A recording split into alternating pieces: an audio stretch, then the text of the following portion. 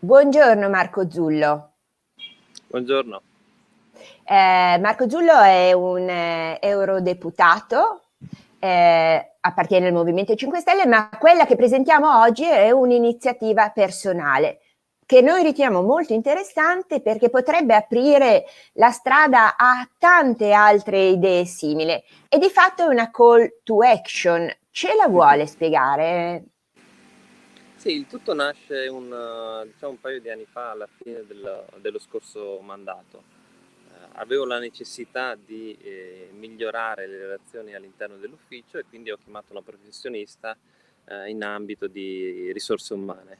Ecco, la cosa che è successa quando questa professionista è arrivata sul luogo di lavoro è osservare l'ufficio, il Parlamento, e si è resa conto che era un ambiente poco funzionale, asettico, che non faceva venire voglia di lavorare in modo piacevole, in modo leggero. E quindi la prima cosa che mi ha detto è che questo ufficio va rivisto, va reso più accogliente. Quindi abbiamo lavorato con qualche complemento di arredo, ma soprattutto abbiamo inserito delle piante in ufficio, piante diverse, piante più semplici da sostenere, piante un po' più complesse, sempre verdi, e piante da fiore. E quindi l'ufficio è migliorato notevolmente, ma non è stata solo una questione estetica, perché poi lavorare in quelle condizioni è stato molto più piacevole. Anche le relazioni con i portatori di interesse si sono svolte in modo più fluido, più armonioso. E quindi tutto è migliorato, tant'è che sono rimasto anch'io sorpreso di come avessi nei 4 anni precedenti potuto lavorare in condizioni così poco confortevoli. Ok, Quindi ecco, mi perdoni, quindi le Natural Based Solution entrano negli spazi del Parlamento europeo, si trasformano per migliorare le relazioni, è questo che ci piace.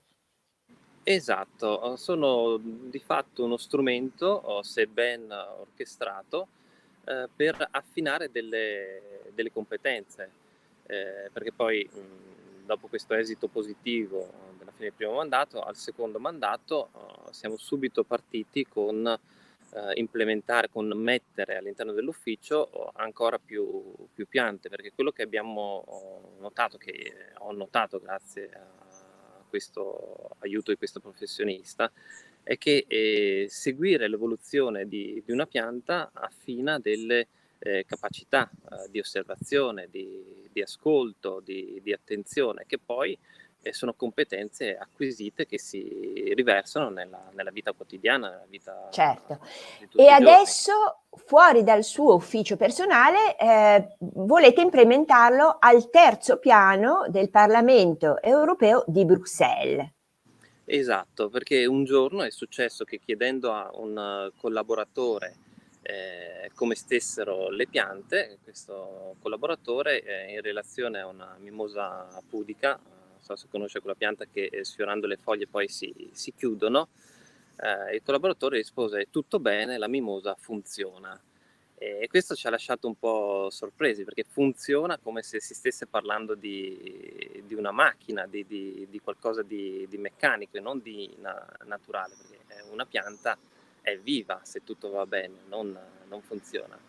E da qui ci siamo resi conto come la relazione con la natura fosse in qualche modo da ricostruire, soprattutto all'interno di un ambiente, quello del Parlamento, che è deputato al legiferare, perché quello Certo. che noi ci chiediamo, se questa connessione con la natura non è profonda, poi nel momento in cui si va a legiferare non si vanno a toccare le corde giuste. Formalmente va tutto bene, ma manca quell'aspetto umano profondo che crei realmente una relazione con l'ambiente che ci circonda e quindi poi una normativa che sia realmente efficace. Questa è un po' È il vostro la teoria obiettivo. sì, che stiamo Ok. seguendo.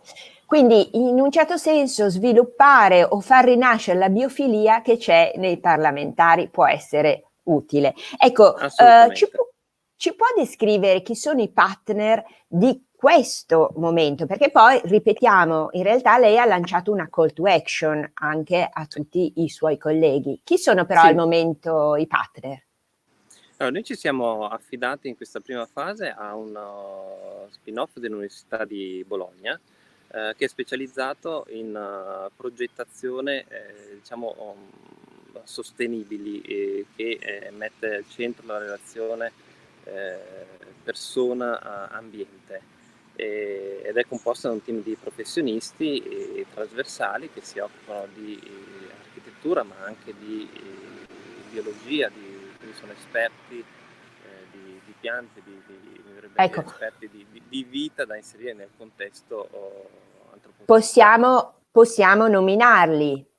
Sì, assolutamente. Sono Green Sono, Arco, spin-off di Bologna, nata ecco, all'Università di Bologna. e per concludere, allora, questo terzo piano del Parlamento europeo di Bruxelles, come si trasformerà? Allora, nella nostra idea iniziale, poi devo dire che la cosa è molto più complessa, e questa è la suggestione che abbiamo lanciato non solo ai miei colleghi, ma a tutto il personale del Parlamento europeo.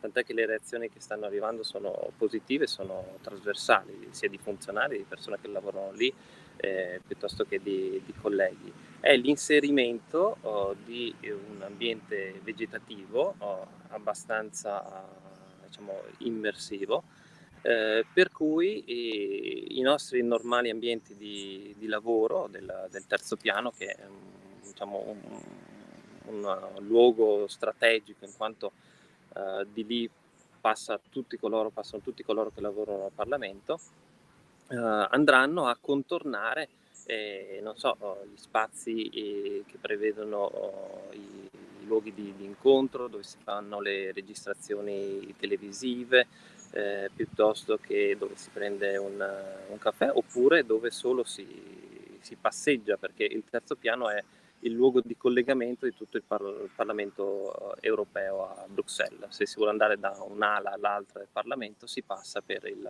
terzo piano.